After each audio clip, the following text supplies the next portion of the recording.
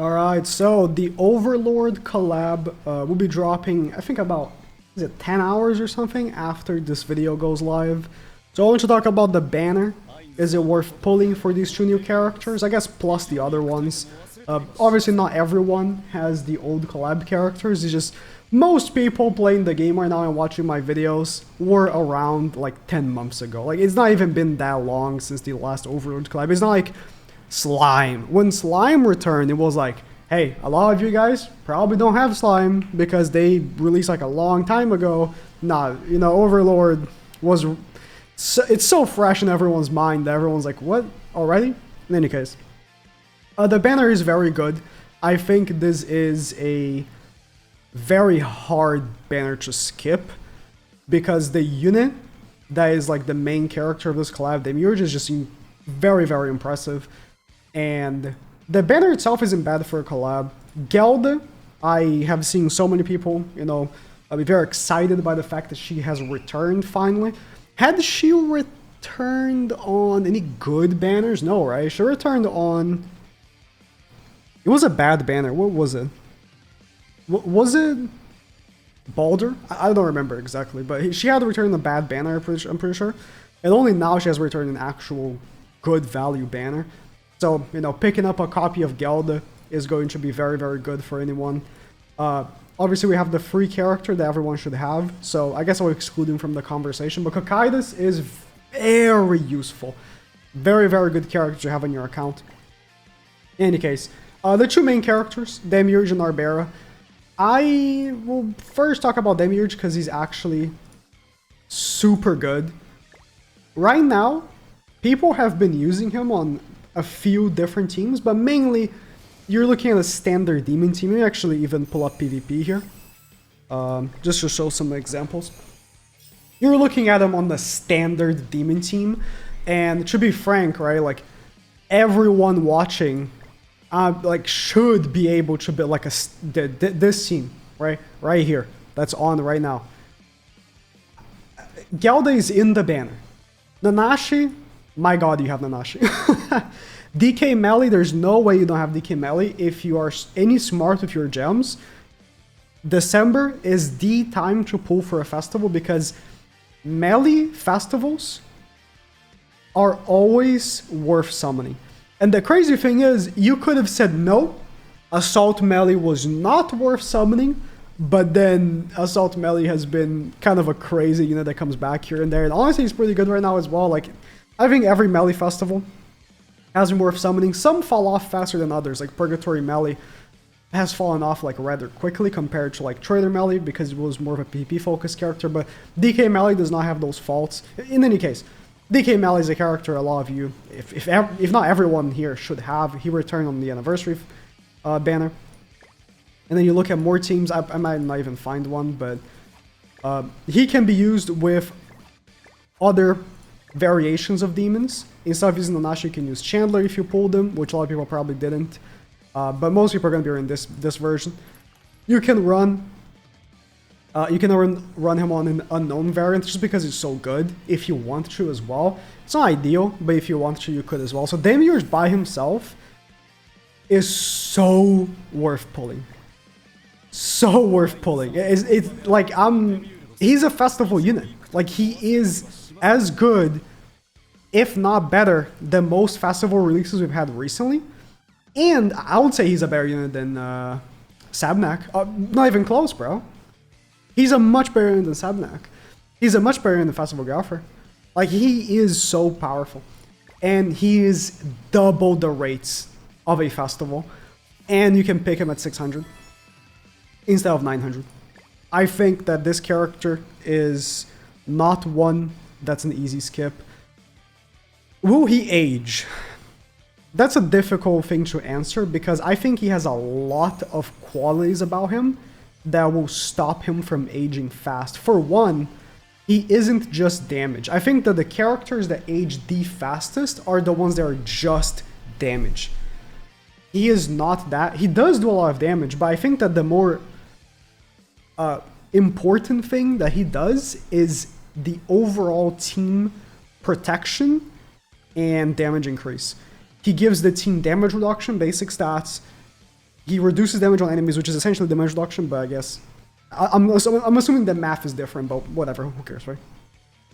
He protects himself, so in terms of like him getting killed, I think it's gonna be harder and harder for especially single target based units like Tor and stuff like that to eventually make him unplayable or unusable, stuff like that. He increases the overall damage of the team. He just does so much. I think that the one thing I will 100% say is a negative about this character, and this is not just him, this is any collab character, is that he gets a lot better with cosmetics, and cosmetics are all paid. Paid only money. You cannot buy cosmetics with gems, the UR ones and stuff like that. You can buy the SSR outfit, I guess.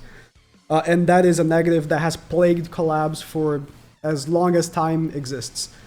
It's unfortunate. It is unfortunate. And this character especially makes tremendous use out of his weapons because he is... I'll say he scales with attack, of course, because like, his passive, if he has more attack than the enemy, then he does mind control. It is unfortunate. So if you are a low-end player, this might be a character that ends up not working as well as a high-end player. I'm not even saying like a pay-to-win player. I'm saying like a more devoted free-to-play player that has higher box AC, higher constellation than you, will definitely make better use of this character than if you are like a newer player, which most of you aren't, but if you are I don't want to say casual, because I feel like casual in today's gaming becomes like a derogatory thing. It's like, no, you're just a regular player, right? I will say casual, but you guys know what I mean. Just like someone that hops in every update and plays a little bit. This game is not your only game. You know what I mean? So I would say definitely on that part. Demiurge can suffer like that. But he's still, even with those negatives, he's still super, super powerful. Any case, Narberal. She kind of sucks. Where is she? She kind of sucks. But if you pull her, I definitely don't think that she is like a L unit that's going to be sitting in her box. I've seen people say that they actually want to pull her because her passive allows shock to be easily applied to enemies, so she could be good for the rat boss. In terms of PvP, I have seen some people like make videos on her, JP, YouTubers as well, and it's always like, oh, look at this fun team. But like realistically, if they went against a good player, they would have got demolished. It's just not a very good unit. It's like, you can give me some like screenshots and some like highly specific videos of her actually performing well. And like, oh, cool. But like, realistically, I don't think she's gonna last very well. She might be good like this week, but I cannot see her lasting in terms of PP meta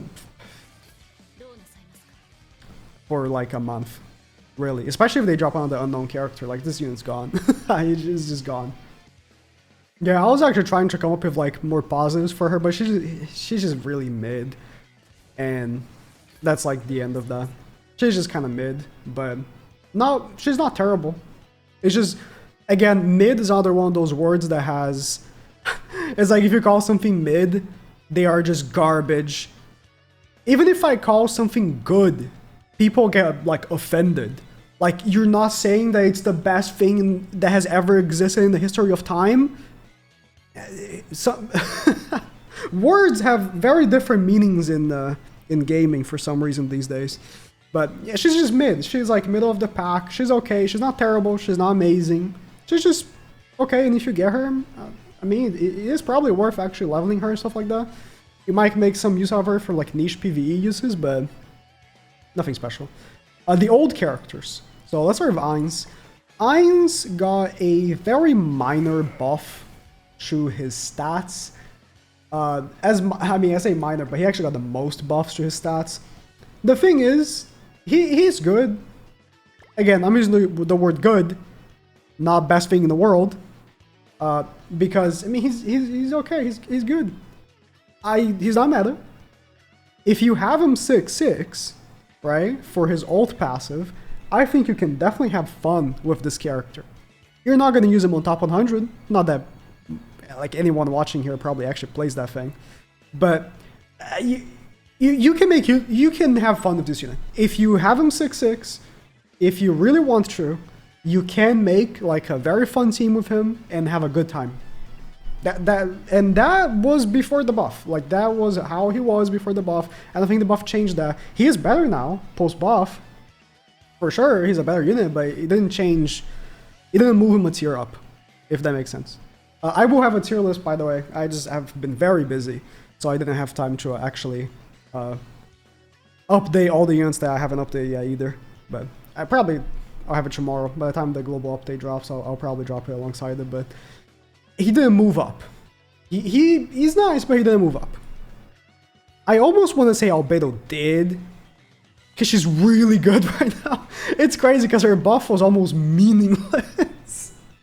But she was already like very, very, very, very good on this like Baldur unknown meta. That if you have Baldur, if you have Thor, and you don't have Albedo, I'm seriously telling you, like, you should get her. Because she's so good on that team. And she's phenomenal for like various PvE activities.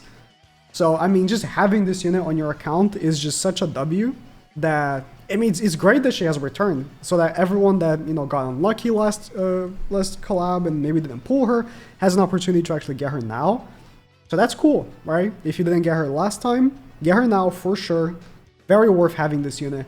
Even if she falls off of PvP soon, it doesn't matter because she's just so good in like other like parts of the game that it doesn't really matter. But she is meta right now in PvP, just so you know, she is. So you have two like major meta characters in this banner.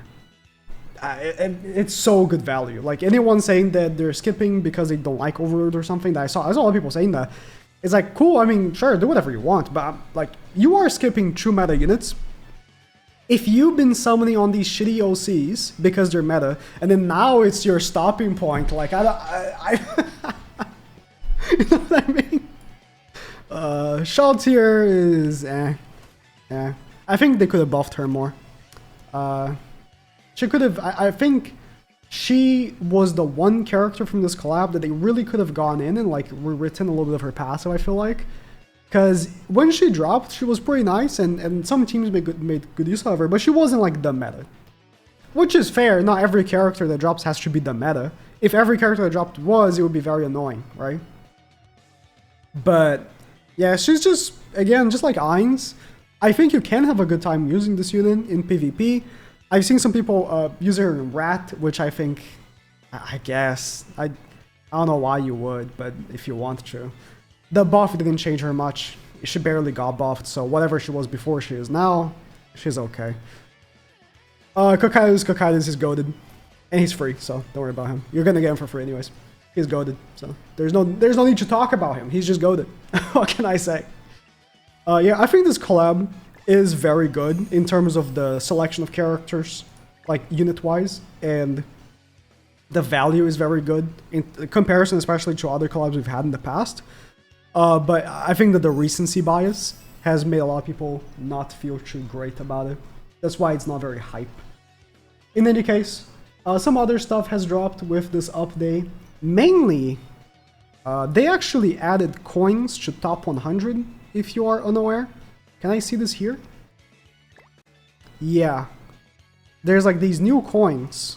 They are like top 100. I'm pretty sure it's top 100 only. I have not found another. Oh yeah, and if you get Challenger, you get 1,000. So if you get Challenger in Geared, you get 1,000. So now it's actually worth getting Challenger. But if you get top 100, you get more. And there's a new shop in PvP that uses them. It's not crazy, but if you didn't care about playing, you know, geared PvP before, now it might be, you know, worth giving it a try. Where is it? It's right here. There's like a challenger store. You have to be challenger to even buy stuff, but here there's like new cards. You can buy hammers here. You can buy like some random stuff. So it's cool. It doesn't make the PvP shop amazing or anything. You know, I think that they could have done a lot more to this. Like, PvP shop used to be super, super good with, like, UR weapons for some of the meta characters at the time when the game dropped. Like, these, these are all UR outfits for units that were meta in the game back then. Slater was meta. Small DN was meta. Like, whatever, man. Whatever, man, this is not the point of this video. There's not much more to this update, to be honest. I mean, you can criticize the updates for being, like, always the same thing, and you'd be right. But you cannot say it's, like, you know, an easy skip or anything. Labyrinth is back. This is probably one of the easiest labyrinths. All the collab labyrinths usually are. And in the Labyrinth shop, you get, like, a whole multi on the banner. You also get a whole multi from... Is it here? These missions, and then also from login, so 3 free multis right there. Then there's like this fight, which I'm pretty sure was here last year. It's a pretty easy one. And I think that's it, right? There's some paid outfits for the old characters. Yeah. That's pretty much it. That's the whole patch. It's just units and one activity, so... I mean, what did you expect? It's Great Cross. That's... The 3 devs, that's all they can muster. And the one activity is actually old, they just reported. Great.